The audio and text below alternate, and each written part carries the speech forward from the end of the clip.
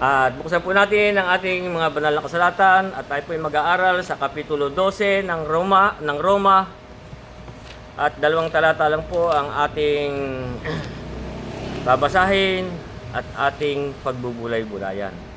Dito po sa Roma 12:1 at 2 ay ganito po ang sinasabi. Kaya nga mga kapatid, pinamanik ko sa inyo, alang-alang sa mga kahabagan ng Diyos, na inyong iharap ang inyong mga katawan na isang haing buhay, banal, nakaaya-aya sa Diyos, na siya ninyong katampatang pagsamba. At huwag kayong magsiayon sa sanlibutan ito, kundi mag-iba kayo sa pamamagitan ng pagbabago ng inyong pag-iisip, upang mapatunayan ninyo kung alin ang mabuti at kaaya-aya at lubos na kalooban ng Diyos. Kaya hanggang dyan po muna ang ating babasahin.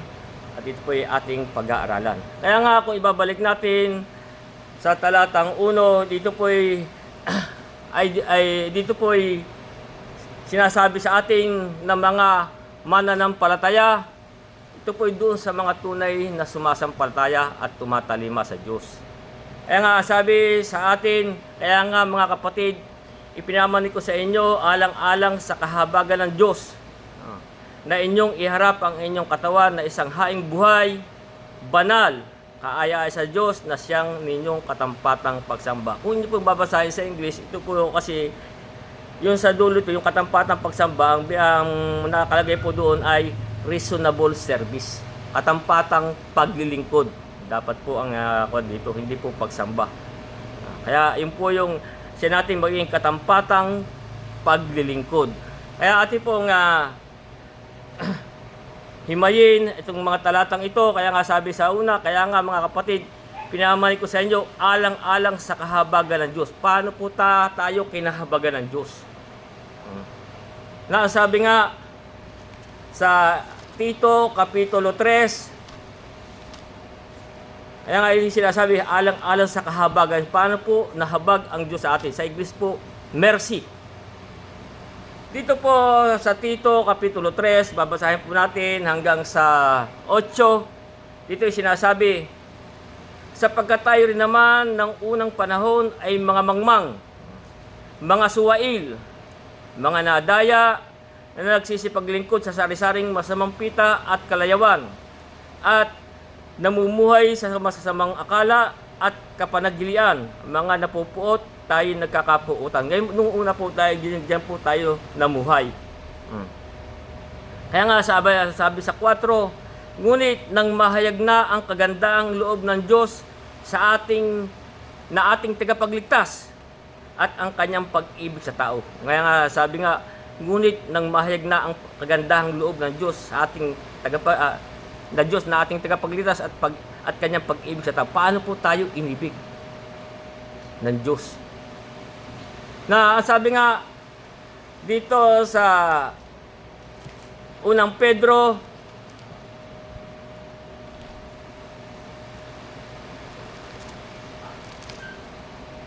sa Kapitulo 4, paano po tayo inibig ng Diyos? Sa 4:12 ng unang Pedro, ito po sinasabi. 4:9 po pala. Sandali lang po.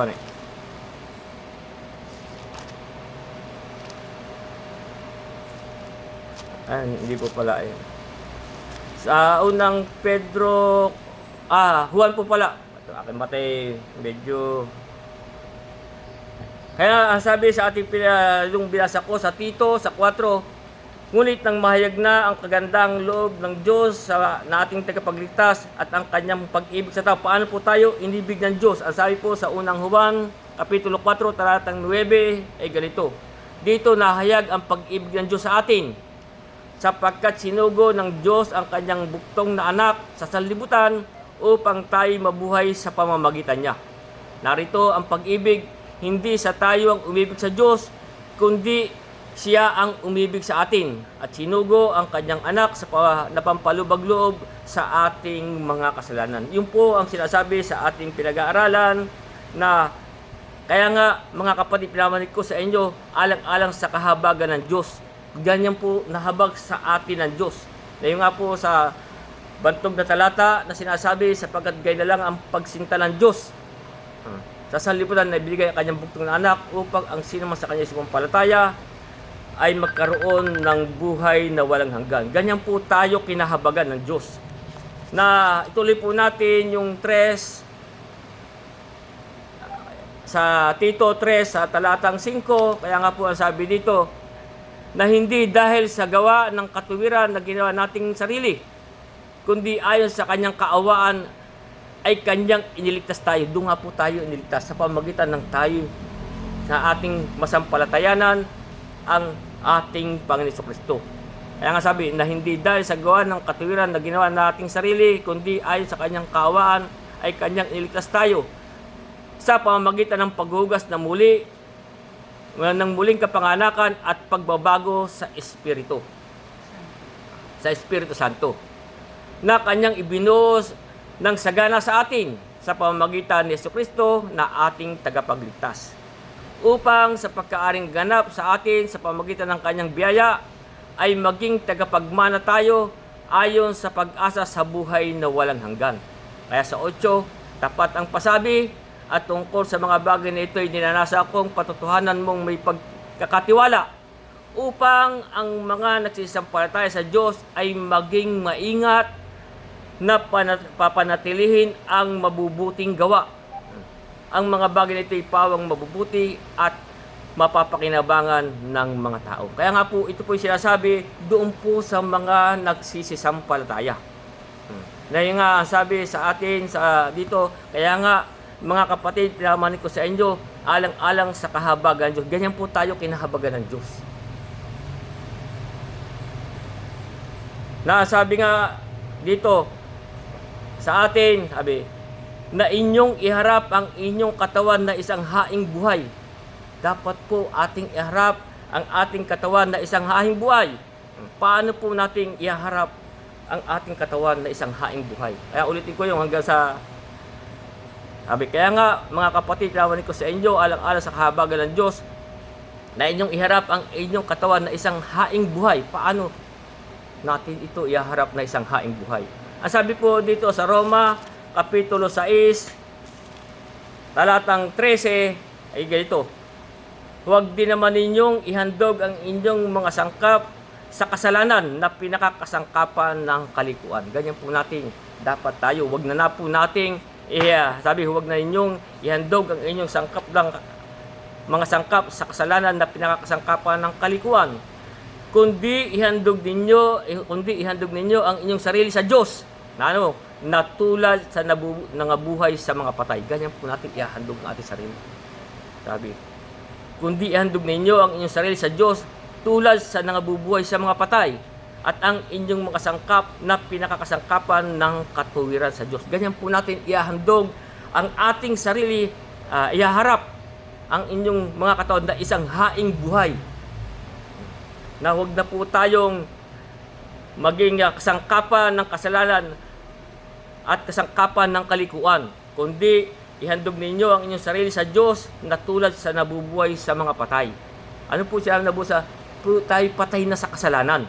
Na sabi nga dito sa 6:11 ditong Roma, ang sabi, gayon din naman kayo, ibilang ninyong kayo tunay na mga patay sa kasalanan. Ganyan po natin ihahandog ang ating sarili na isang haing buhay. Tayo po dapat ay patay na sa kasalanan. Ngunit mga buhay sa Diyos kay Kristo Jesus. Kaya sa 12 sabi, huwag ngang maghari ang kasalanan sa inyong katawang may kamatayan upang kayo'y magsisunod sa kanyang mga pita. Ganyan po natin ihahandog ang ating sarili. Kaya nga ano sabi sa atin? Kaya nga mga kapatid, pinaman ko sa inyo, alang-alang sa kahabagan ng Diyos, na inyong iharap ang inyong katawan na isang haing buhay. Dapat ganyan po tayo natin ihahandog ang ating sarili sa Diyos na isang haing buhay. Na tayo po ay hindi na maghahari sa ating sangkap ng ang mga kasalanan at ang kalikuan. Ganyan po natin iharap ang ating sarili sa Diyos na tayo po ay nangabubuhay na hindi na po tayo nabubuhay sa kasalanan. Ano pa sinabi? Na inyong iharap ang inyong katawan na isang haing buhay, banal. Dapat po ay tayo'y banal. Ano ibig sabihin po ng banal? Holy. Sa ibig po sabihin ng holy, clean o malinis. Dapat po tayo'y malinis sa harapan ng Diyos. Kaya hindog natin ang ating sarili na isang haing buhay, banal. Dapat po tayo'y malinis sa harapan ng Diyos. Paano po tayo magiging malinis? Paano tayo haharap sa Kanya na malinis? Ang sabi po sa Juan 17:17 kung paano tayo magiging malinis. Ang sabi sa 17:17, paano tayo magiging banal? Ang sabi, pakabanalin mo, 17:17 ng Juan, sabi, pakabanalin mo sila sa katotohanan, ang salita mo'y katotohanan. Ganyan po tayo magiging banal. Sa salita po ng Diyos, diyan po tayo'y tatalima para po natin mahirap ang ating sarili na isang haing buhay, banal, tayo humarap sa Diyos na malinis. Tayo po'y tatalima sa katotohanan. Sabi, pakabanalin mo sila sa katotohanan. Ano po katotohanan yun? Ang salita mo'y katotohanan. Yung pong salita ng Diyos, yan po ang makalilinis sa atin. Kung tayo po'y diyan tatalima sa salita ng Diyos. Kaya nga, ang sabi sa unang Pedro, Kapitulo 1, sa talatang 22, na sabi nga dito po ni Pedro, yamang nililis ninyo ang mga kaluluwa sa inyong pagtalima sa katotohanan. Diyan po tayo magiging malinis ang ating kaluluwa sa pagtalima sa katotohanan. Ano po yung katotohanan? Ito po yung salita ng Diyos. Tayo po diyan tatalima sa katotohanan. Kaya sabi, yamang nililis ninyo ang kaluluwa ang mga kaluluwa sa inyong pagtalima sa katotohanan, sa pag-ibig na hindi pa kunwari sa mga kapatid. Dapat po yung pag-ibig natin, hindi pa kunwari. Mag-ibigan kayo ng buong ningas ng inyong puso sa isa't isa. Ganyan po natin iharap ang ating sarili sa isang haing buhay, banal. Dapat po tayo haharap sa Diyos na malinis. Tayo po'y banal. Yun po'y sa pamamagitan, tayo po'y malilinis sa pamamagitan ng salita ng Diyos. Kaya yung pong sabi ng ating Preso Kristo dito sa Juan 15 sa talatang 3, na sabi nga dito ay, kayo'y malilinis sa pamamagitan ng salita na sa inyo'y aking sinasalita. Diyan lang po tayo magiging malinis. Sa salita ng Diyos, hindi po sa turo ng mga tao. Sapagkat kung tayo tatalima sa turo ng mga tao, sabi nga doon sa walang kabuluhan ang pagsamba ninyo sa akin, na ang pinakaaral ay turo ng mga tao. Yung po sinasabi sa Marcos Kapitulo 7, talatang 7, na ang sabi, 7:7 na Marcos, datapat walang kabuluhan ang pagsamba nila sa akin na nagtuturo ng kanilang pinakaaral ng mga utos ng tao. Sa 8, nilisan ninyo ang utos ng Diyos at inyong pinanghawakan ang salit-sabi ng mga tao. Kaya nga, doon lang po tayo magiging malinis sa salita ng Diyos. Hindi po yung mga aral ng tao na hindi natin mababasa sa banal na kasulatan. Kaya diyan lang po tayo magiging malinis o tayo'y may harap natin ang ating sarili na isang haing buhay banal. Na sabi pa po dito sa unang Pedro, Kapitulo 1, sa talatang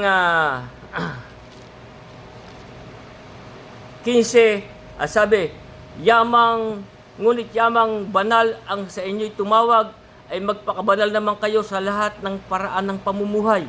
Tayo po dapat magpapakabanal tayo sa lahat ng paraan ng pamumuhay, sapagkat nasusulat, kayo'y magpakabanal sapagkat ako'y banal. Diyan po tayo. Sa salita po ng Diyos tayo magiging banal o tayo magiging malinis kung doon po tayo ay lalakad sa salita ng ating Panginoong Hesukristo. Nasabi pa nga po dito sa Juan Sapagkat kung tayo po hindi tatalima, ang sabi sa Juan Kapitulo 3, talatang 36, sabi, 3:36 ng Juan, ang sumasampalataya sa anak ay may buhay na walang hanggan. Ngunit ang hindi tumatalima sa anak ay hindi makakakita ng buhay, kundi ang puot ng Diyos ay sumasa kanya. Dapat po tayo, doon tayo tatalima sa salita ng Diyos. Hindi po sa mga utos ng tao na hindi nating nababasa sa banal na kasulatan. Diyan po lang tayo magiging malinis. Na ang sabi dito sa aklat ng mga gawa, sa Kapitulo 15, na dito may sinasabi si Pedro. Simulan natin sa 7 hanggang 9, ito po sinasabi. Gawa 15, sabi. At 15:7, at pagkatapos ng maraming pagtatalo ay nagtindig si Pedro at sinabi sa kanila, mga kapatid, nalalaman ninyo na ng unang panahon na nakaraan ay humirang ang Diyos sa inyo upang sa pamamagitan ng aking bibig ay mapakinggan ng mga hintil ang salita ng Ebanghelyo. Kaya nga po, ito po ipinangaral din sa mga hintil. Mapakinggan ng mga hintil ang salita ng Ebanghelyo at sila'y nagsisampalataya. Tayo po'y tayo po mga hintil. Tayo po'y mga hindi kabilang sa Israel. Sabi, sa 8, at ang Diyos na nakatataho ng puso ay nagpapatotoo sa kanila sapagkat ang Diyos lang po ang nakakataho ng ating mga puso at maging sa pag-iisip. Siya lang po ang nakakasaliksik, sabi. At ang Diyos na nakatataho ng puso ay nagpatotoo sa kanila. Nasa kanila ibinigay ang Espiritu Santo na gaya ng kanyang ginawa sa atin. Doon po sa mga apostol, sabi. Sa 9, at tayo'y hindi niya itinangi sa kanila. Hindi po sila itinangi sa kanila. Tayo, pare-pareho po tayo, maging tayo hintil, sabi. Yun po ibig sabihin nun. At tayo hindi itinangi sa kanila na nilinis sa pamamagitan ng pananampalataya ang kanilang mga puso. Sa ating pong pagtalima sa Ebanghelyo, sa salita ng Diyos, na ano ang sabi, na nilinis sa pamamagitan ng pananampalataya ang kanilang mga puso. Sapagkat diyan lang po tayo magiging banal o malinis sa harapan ng Diyos. Na sabi dito sa unang Tesalonica Kapitulo 4,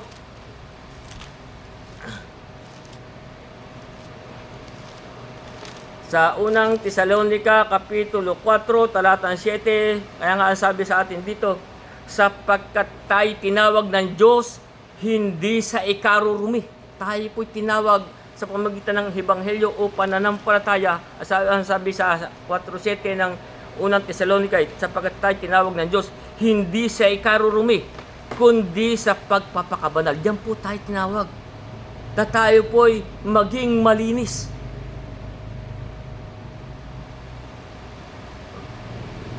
Kaya kailangan, ang sabi sa atin, kaya nga mga kapatid, pinamanin ko sa inyo alang-alang sa kahabagan ng Diyos na inyong iharap ang inyong mga katawan na isang haing buhay, banal.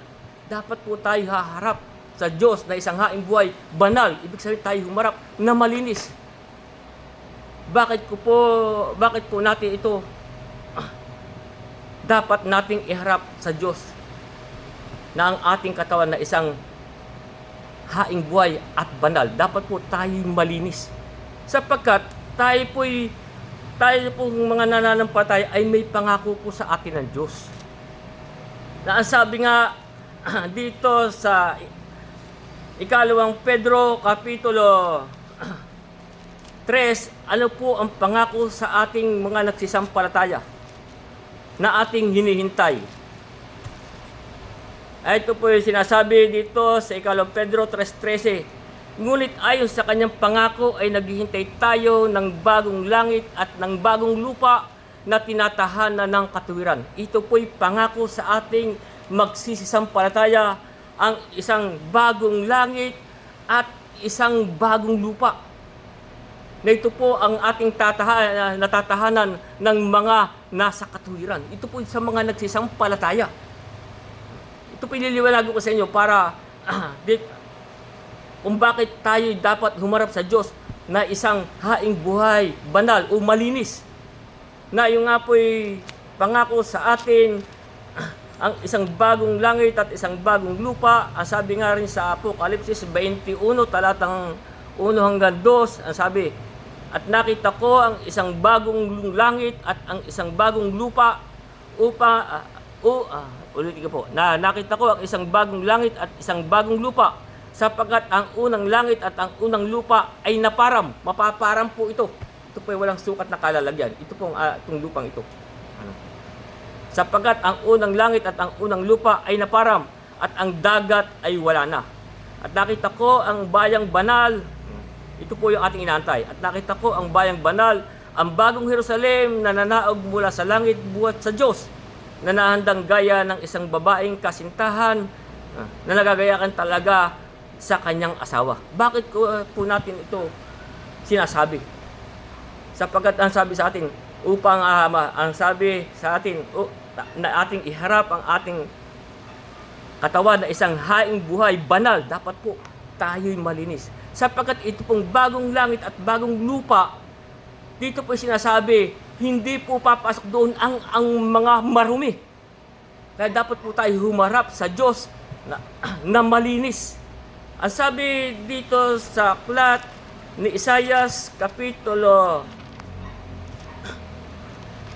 52, ito po yung ating inaantay. Pangako po sa atin isang bagong langit at isang bagong lupa. Kaya po dapat po tayo humarap sa Diyos na malinis. Sapagkat doon po'y hindi papasok ang anumang bagay na marumi. Kaya nga dapat po tayo pag humarap sa Diyos malinis. Sapagkat yung po pangako sa atin isang bagong langit at isang bagong lupa.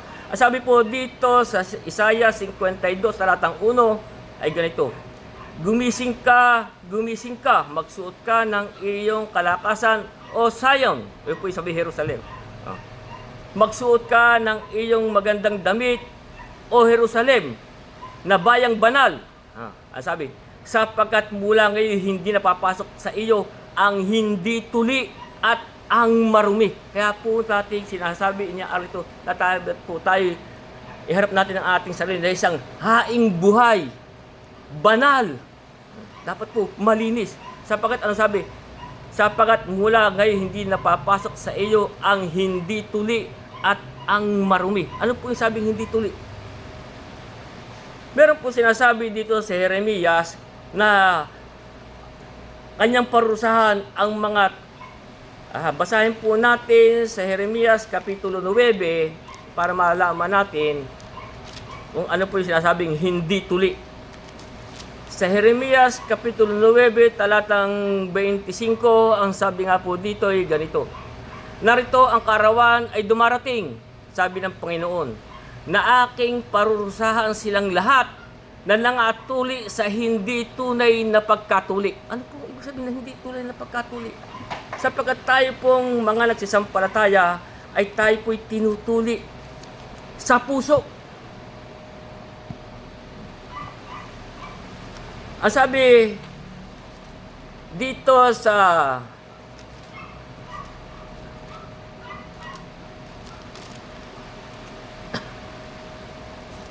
Pilipos, alam muna natin dito sa Pilipos, ating pong aralin. Dito po sa Pilipos 3:3, ayan nga dito sinasabi ni Pablo, sapagkat tayo ang pagtutuli na nagsisisamba sa Espiritu ng Diyos. Tayo pong mga nagsisampalataya. Sapagkat tayo ang pagtutuli na nagsisisamba sa Espiritu ng Diyos, na nagmamapuri kay Kristo at walang anumang pagkakatiwala sa laman. Tayo po yung mga pagtutuli na nagmamapuri kay Kristo. Saan po tayo tinuli? Ang sabi po dito sa Roma Kapitulo 2, talatang 29, Ito sa atin ng 28 at 29 sinasabi dito. Sapagkat siya ay hindi Hudyo kung sa labas lamang, ni maging pagtutuli ay yaong sa hayag sa laman. Tatapat siya ay Hudyo sa loob. Ano po yun? Ang pagtutuli ay yaong sa puso. Dapat at tayo pong nagsisampalataya sa Diyos, sa ating Panginoon Kristo, tayo po'y tinutuli ni Kristo. Na ang ating pong pagtutuli ay sa puso. Sa Espiritu, hindi sa titik. Ang kanyang kapurihan ay hindi sa mga tao, kundi sa Diyos. Sapagkat yun po naman ay sinabi na nung una pa.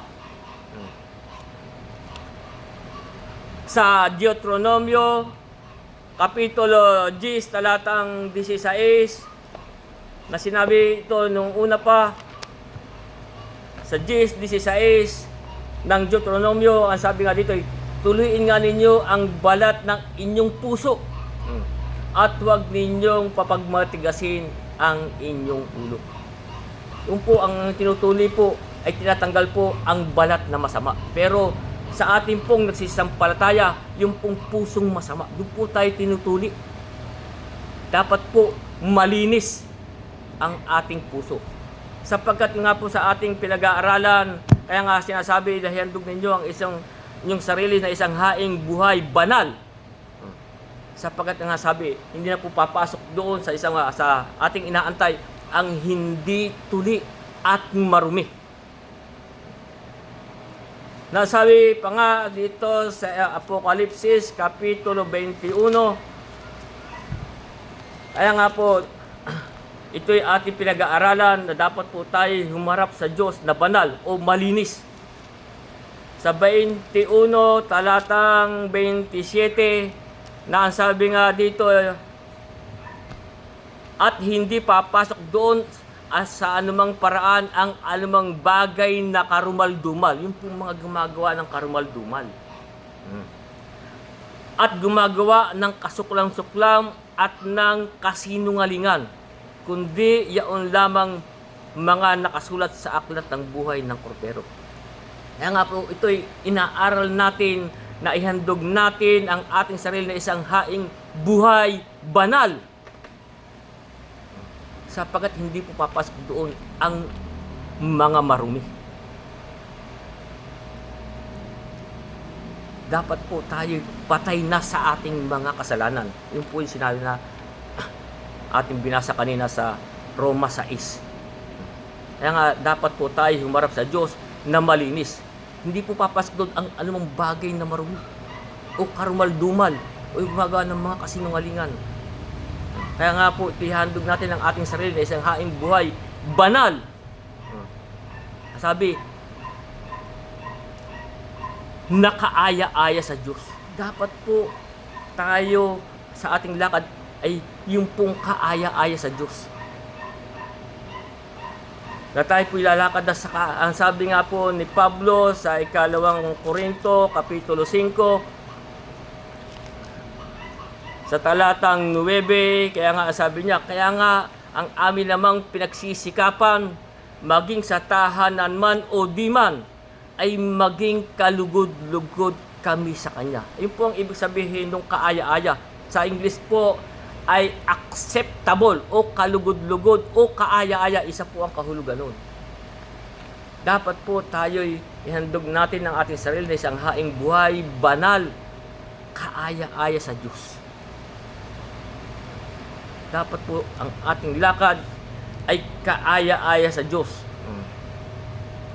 Na tayo po'y patuloy na tumatalima sa salita ng Diyos.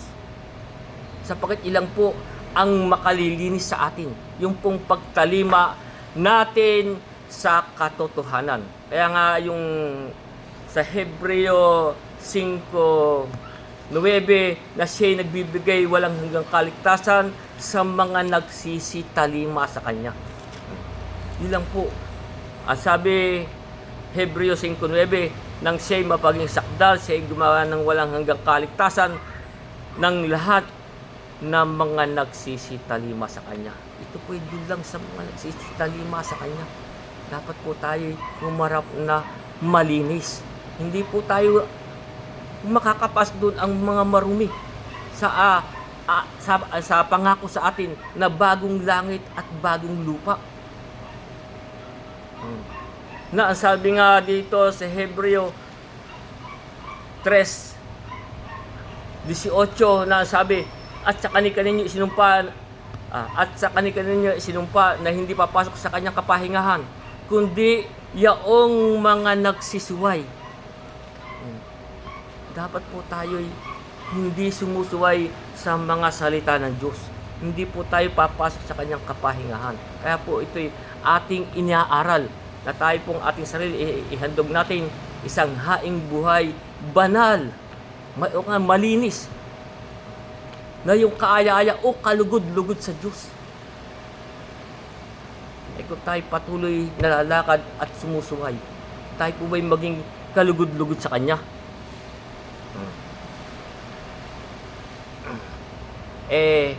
Karamihan po sa panahong ito, nasasabi nila sila yung mga nananampalataya, sila yung na kay Kristo. Pero doon pa rin sila kumukuha ng aral at palatuntunan sa mga aklat ni Moises.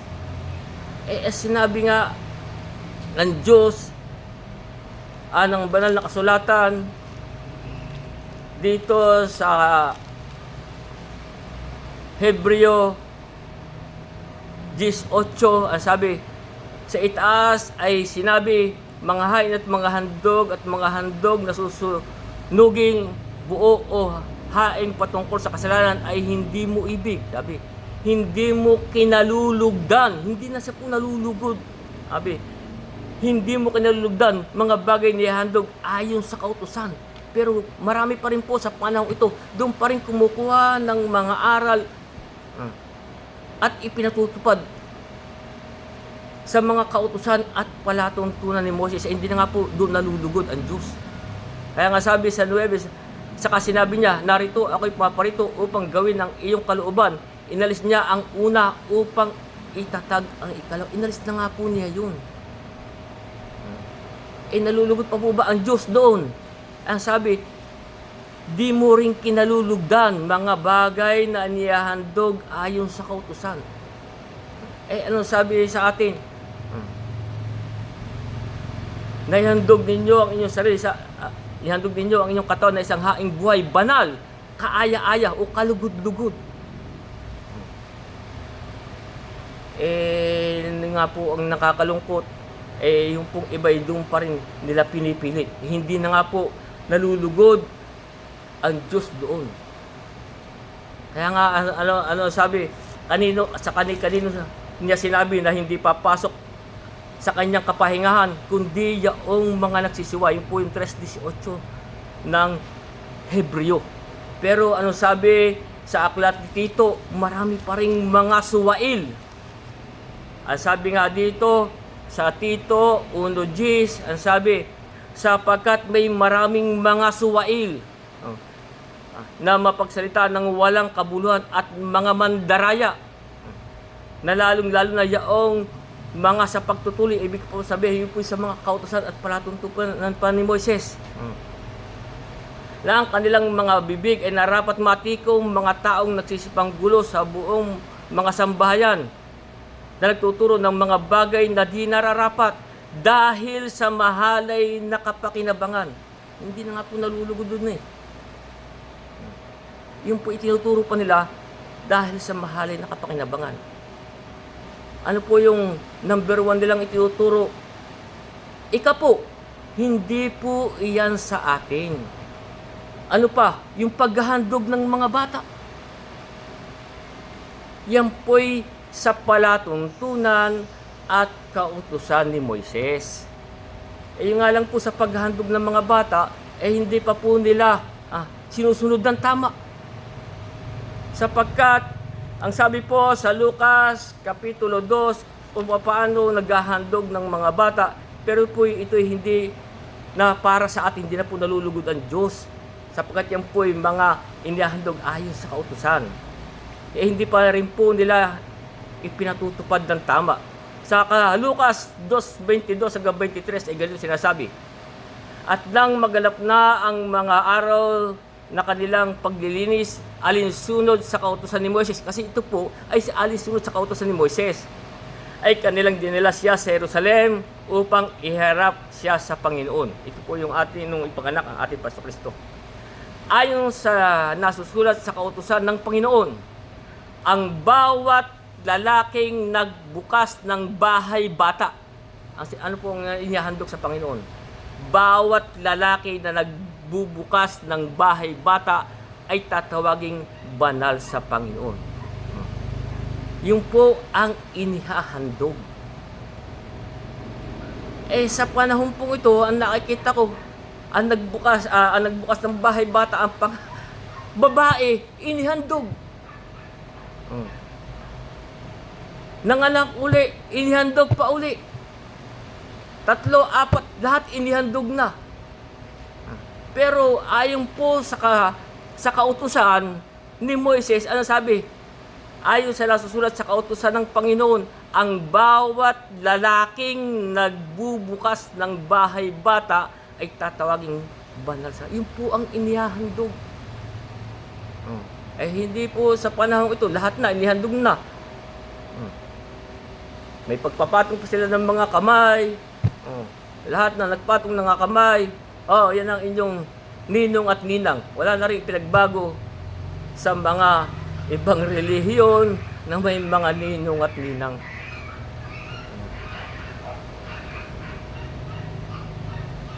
Nga po, hindi nila na ipatutupad ng tama. Hindi na nga po nalulugod. Sabi nga sa atin, hindi na siya nalulugod. Ano pa? Yang ikapo. Hindi po para sa atin yan. Hindi, yang ikapo. Ang sabi dito sa Hebreo,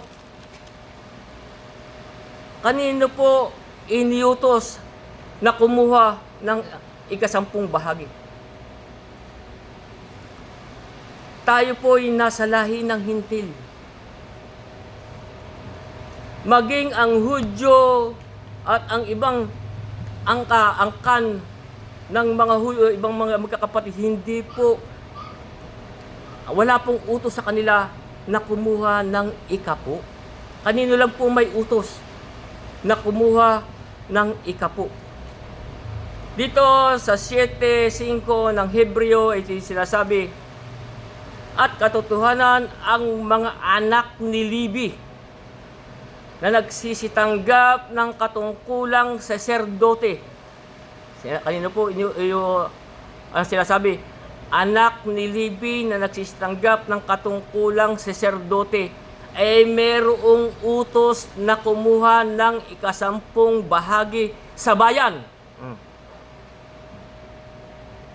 Ayon sa kautusan. Ito po ayon sa kautusan. Noon pa. Sa mga kapatid ay sa kanilang mga kapatid, bagaman ang mga ito ay nagsilabas sa mga balakang ni Abraham. Sa angkal lang po ni Levi inutos. Yung pong may katungkulang saserdote, doon lang po ang may utos na kumuha ng 10 bahagi. Kahit ang Hudyo, wala pong utos sa kanila. Hindi, angkan ni Benjamin, sa angkal lang po ni Levi. Kaya kung ito pag-aaralan ninyo, sapagkat ang angkan po ni Levi ay walang mana. Yung pag-aaralan sa matandang tipan. Ngayon, kung tayo'y nasa lahi ng mga hintil at kumuha kayo ng ikapo, anong tawag sa inyo? Wala kayong utos. Wala tayong utos na kumuha. Kung walang utos sa atin at kumukuha, ano tawag dyan? Anong sabi sa aklat ni Malakias?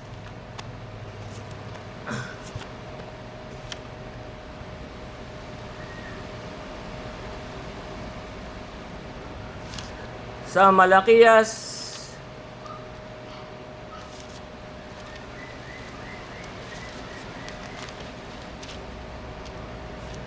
sa Kapitulo 2, talatang 7 hanggang 8, ganito po sinasabi, mula ng mga kaarawan ng inyong mga magulang, kayo'y nagpakaligaw sa aking mga tuntunin, po sabi sa Israel.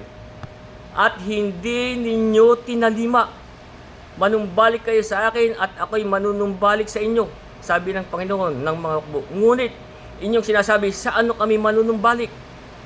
Ninanakawang baga ng tao ang Diyos. Ano po sabi? Ngayon may ninanakawan ninyo ako, sabi ng Diyos. Ngunit inyong sinasabi, sa ano kami, ngunit inyong sinasabi, sa ano ka namin ninanakawan? Sa mga ikasampung bahagi, sa ikasampung bahagi at sa mga handog. Walang utos sa atin, ay kumuha tayo, anong tawag sa atin? Pagka kayo kumuha ng hindi inyo utos sa inyo, anong tawag doon? Magnanakaw. Kaya nga sabi, ninanakaw baga ng tao ang Diyos. Gayun may ninanakawan ninyo ako. Ngunit inyong sinabi, saan ano ka namin ninanakawan? Sa ikasampung bahagi at mga handog.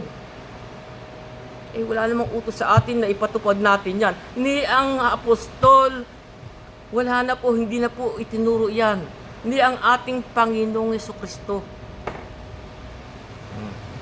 Ano sabi? Hindi nga siya nalulugod. Ano mong mga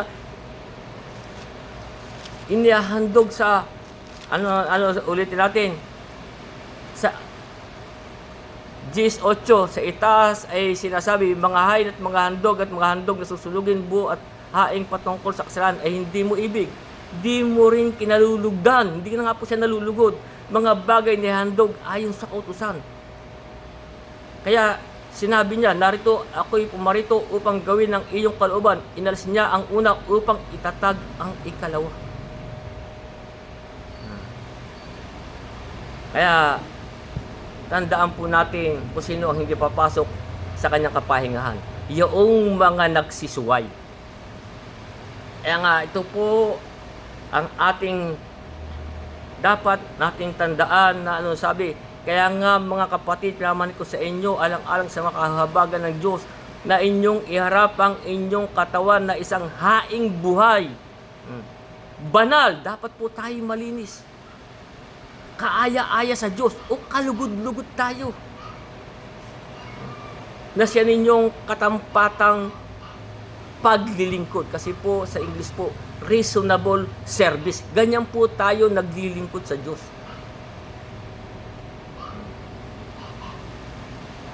Sapagkat yung pong pangako sa mga nagsisampalataya, isang bagong langit at bagong lupa, hindi po papasok doon ang marumi at hindi tuli. Yung pong hindi tunay na pagkatuli. Hindi na po papasok doon ang alamang karumal-dumal, kasuklam-suklam at mga kasinungalingan. Kaya ito po'y ating tatandaan. Yan po ang ating katampatang paglilingkod. Para kung paano tayo'y naglilingkod sa Diyos.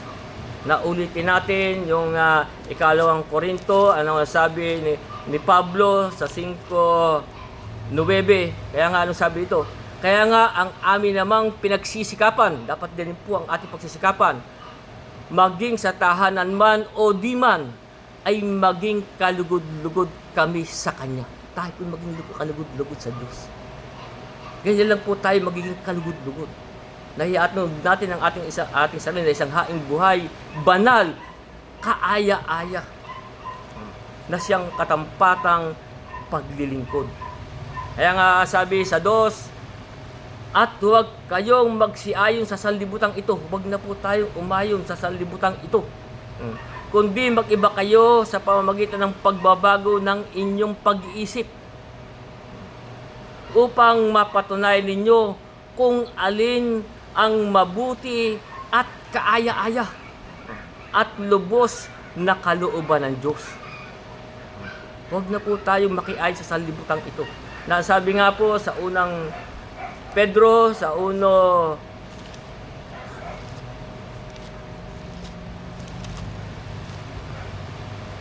Sa 1:14, kaya nga ano sabi dito ni Pedro, lagay ng mga anak na matalimahin na huwag kayong mag-asal na ayon sa inyong dating masasamang pita nang kayo'y nasa walang kaalaman. Yung tayo nasa kawalang, huwag na tayong bumalik pa doon. Gaya nga gaya ng mga anak na matalimahin, na huwag kayong mag-asal na ayon sa inyong dating masasamang pita nang kayo'y nasa kawalang kaalaman. At dito po sa 4, unang Pedro 4:2, na ang sabi, upang huwag na kayo, unang Pedro 4:2 po, upang huwag na kayong mga buhay sa laman sa inyong nalalabing panahon. Ito pong ating nalalabing panahon. Sabi, upang huwag na kayong mga buhay sa laman sa inyong nalalabing panahon sa masasamang pita ng mga tao, kundi sa kalooban ng Diyos. Doon na po tayo mabuhay. Sapagkat sa panahon pong ito'y pinaikli na ang mga panahon. Hindi na po tayo tatagal dito. Sabi nga ng iba, life is too short. Mga batang-bata pa. Ayun. Kung hindi nadadialysis, stroke. Pinaiksi na po ang panahon, maging buhay ng tao. Kaya nga sabi, upang huwag na kayong mga buhay sa laman sa inyong nalalabing panahon sa masamang pita ng tao, kundi sa kalooban ng Diyos. At tayo po, sa ating pag-aral, tayo po'y lumalakad sa huling araw na. Hindi na po nating alam kung bukas, makalwa o sa ibang, ay tayo'y dumating na ang Panginoon. O hindi nating malaman kung bukas, makalwa, tayo kukunin na ng Panginoon. Wala pong nakakaalam ng araw ng bukas. Kaya nga sabi, upang huwag na kayong mga buhay sa laman sa inyong nalalabing panahon sa mga masamang pita ng tao, kundi sa kalooban ng Diyos. Sa 4:7, ito rin unang Pedro, ano sabi? Ngunit ang wakas ng lahat ng mga bagay ay malapit na. Kayo'y magpakahinahon at mga puyat sa panalangin. Malapit na po ang wakas ng mga bagay. Nasabi pa nga po sa Roma 8, sa talatang 6, sabi dito, sapagkat ang kaisipan ng laman ay kamatayan. Kung diyan pa po tayo lalakad. Sapagkat ang kaisipan ng laman ay kamatayan, datapwat ang kaisipan ng espiritu ay buhay at kapayapaan. Sapagkat ang kaisipan ng laman ay pakikipagkagalit laban sa Diyos. Kung tayo po lalakad pa sa laman. Sapagkat hindi na pasakasaklaw sa kautusan ng Diyos, hindi nga maaari. At ang nangasalaman ay hindi kalugod-lugod sa Diyos. Kaya kung tayo lalakad sa laman, hindi pa na po yung kalugod-lugod sa Diyos. Ano ang ating pinag-aaralan? Kaya nga ang sabi,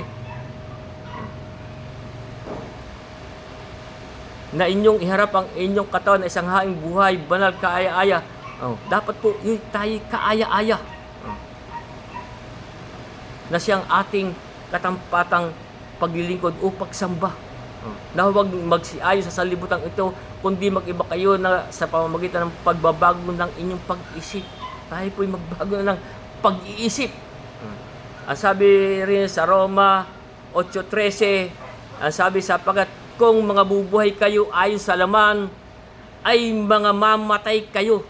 Kung tayo po'y diyan pa mabubuhay ayon sa laman, ay mga mamatay kayo. Datapwat, kung sa pamamagitan ng Espiritu ay pinapatay ninyo ang gawa ng laman, ay mga bubuhay kayo. Yung pong lahat ng mga gawa ng laman, patayin na po natin yan. Para po tayo, mahirap natin ang ating isang katawang haing buhay banal at kaaya-aya sa Diyos. Na dito nga sabi sa Colosas Kapitulo 3,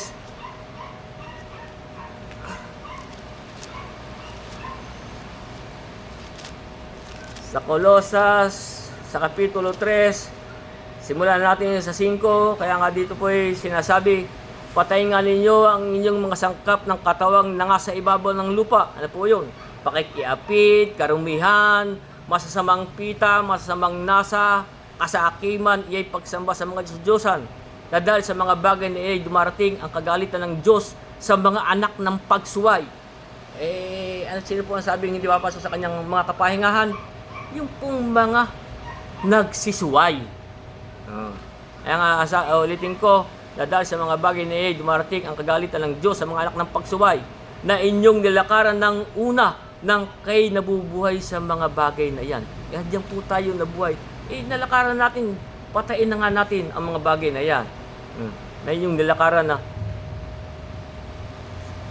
inyong nilakaran ng una ng kay nabubuhay sa mga bagay na ito. Datapot ngayon ay inyong 8. Datapot ngayon ay inyong namang layuan ang lahat ng mga ito. Ito, galit. Yan po, isa po yan. Dapat po tayo hindi masyadong nagpapakagalit. Nga po yung binasa ko sa kanila kanina, sapagkat yung pong galit ay, ang sabi nga dito sa Kawikaan, Kapitulo 14, sa talatang 29, ang sabi, siyang makupad sa pagkagalit ay may dakilang pag-uunawa. Meron po yan. Yung pong makupad sa pagkagalit, may dakilang pag-uunawa. Ngunit siyang madaling magalit ay nagbubunyi ng kamangmangan. Kaya nga yung 14:17 ng Kawikaan, siyang nagagalit na madali ay gagawang may kamangmangan. Yung pong madali tayo nagagalit, yung pong gagawang may kamangmangan. Ang taong may masamang kata ay ipagtatanim. Dapat po yan sabi sa atin. Huwag kayong sa ating binabasa. Sabi, dapat kayo ay inyong namang layuan ang lahat na ito. Galit, kapuutan, paghihinala, panunungayaw, mga salitang kahalay-halay mula sa inyong bibig. Huwag kayong magbulaanan sa isa't isa, yamang hinubad na ninyo ang inyong datihang pagkatao, pati ang kanyang mga gawa. Kaya nga sabi sa Diyos, kayo'y magbihis ng bagong pagkatao na nababago sa kaalaman ayon sa larawan niyong lumalang sa Kanya. Tayo po yung bihis ng bagong pagkatao. Kaya nga sabi, yamang banal ang sa inyo'y tumawag, ay magpakabanal naman kayo. Kaya nga, yun ang sinasabi sa atin sa Diyos, huwag kayong magsiayon sa salibutang ito, kundi mag-iba kayo sa pamagitan ng pagbabago ng inyong pag-iisip upang mapatanan ninyo kung alin ang mabuti at kaaya-aya at lubos na kalooban ng Diyos. Alin po ba yung kaaya-aya at lubos na kalooban ng Diyos? Nasabi pa rin po sa ikalawang Juan, Kapitulo 2,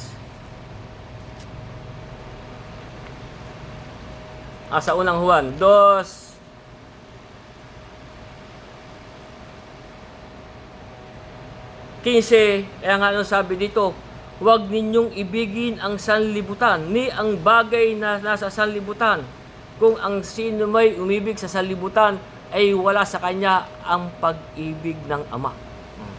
Sapagkat ang lahat ng nakasalibutan, ang masamampitan ng laman, ang masamampitan ng mata, ang kapalaluan sa buhay, ay hindi mula sa Ama, kundi sa sanlibutan. Dala po ang ibig sabihin ng sanlibutan, makasalanan, o itong mundo, itong earth. Kaya, yun po ang sinasabi sa atin. Kaya nga, upang ating mapatunayan kung alin ang mabuti at kaaya-aya at lubos na kalooban ng Diyos. Ano po ba ang kaaya-aya? Sa Efeso Kapitulo 5, kaya nga dito ay sinasabi, paano po tayo maging kaaya-aya at lubos na kalooban ng Diyos. Dito sa Efeso 5, sa 1, basahin natin ay ganito. Kaya nga sinasabi, kaya nga magsitulat, kayo'y ngay magsitulat sa Diyos na gaya ng anak na minamahal. At magsilakat kayo sa pag-ibig. Gaya rin naman ng pag-ibig ni Kristo sa inyo. Ibinigay dahil sa atin ang kanyang sarili na hain at handog sa Diyos upang maging samyo ng masarap na amoy. Ngunit ang pakikiapid at ang lahat ng karumihan o kasakiman ay huwag man lamang masambit sa inyo, gayang nararapat sa mga banal. Gaya po ng narapat sa mga banal. o ang karumihan man o mga mangmang na pananalita o ang mapagbibiro ng di nararapat, kundi kayo'y mga pasalamat sapagkat alas sa inyong lubos na sino mang mapakiapid o mahalay masakim na isang mapagsamba sa Diyos ay walang anumang mamanahin sa kaharian ng Diyos at ni Kristo. Sabi, huwag kayong madaya ng sino mang salitang walang kabuluhan sapagkat dahil sa mga bagay ay dumarating ang galit ng Diyos sa mga anak ng pagsuway. Sabi, huwag kayong makibahagi sa kanila. Hindi makikibahagi, huwag po tayo makikibahagi doon. Sapagkat doong panahon kayo kadiliman, dapat ngayon kaliwanagan sa Panginoon. Magsilakad kayo gaya ng anak sa kaliwanagan. Sapagkat ang bunga ng kaliwanagan ay nabubuo sa kabutihan at katuwiran at katotohanan na inyong pinatutunayan ang kinalulugdan ng Panginoon. Doon po nalulugod ang Panginoon. Sabi, huwag kayong makibahagi sa mga walang mapapakinabang na gawa ng kadiliman, kundi bagkos inyong sawatain. Ganyan po tayo lalakad. Sabi pa nga sa unang Tesalonica, Kapitulo 4, sa talatang 3, na sabi nga dito sa atin, sapagkat ito ang kalooban ng Diyos sa makatidbagay ang inyong pagpapakabanal. Yung pong pagpapakabanal, yung pong tayo po'y pagpakalinis. Na kayo'y magsiilag sa pakikiapid. Yan po ang ating iilagan. Na ang bawat isa sa inyo'y makaalam na maging mapagpigil. Tayo po dapat maging mapagpigil sa kanyang sariling katawan sa pagpapakabanal at kapurihan. Ito po tayo. Ito po ang lubos na kinalulugdan ng Diyos. Sapagkat yung sa 7, ano sabi? Sapagkat tayo tinawag ng Diyos hindi sa ikarurumi, kundi sa pagpapakabanal. Doon po tayo tinawag. Kaya ulitin ko po ang ating pinag-aralan. Kaya nga dito yung sinasabi, kaya nga mga kapatid, pinamanik ko sa inyo, alang-alang sa kahabagan ng Diyos, na inyong iharap ang inyong mga katawan na isang haing buhay, banal, na kaaya-aya sa Diyos na sa ninyong katampatang pagsamba. At huwag kayong magsiayon sa sanlibutang ito, kundi mag-iba kayo sa pamamagitan ng pagbabago ng inyong pag-iisip, upang mapatunayan ninyo kung alin ang mabuti at kaaya-aya at lubos na kalooban ng Diyos. Kaya hanggang dyan po muna ang ating pag-aaral at tayo po'y tagtatapos.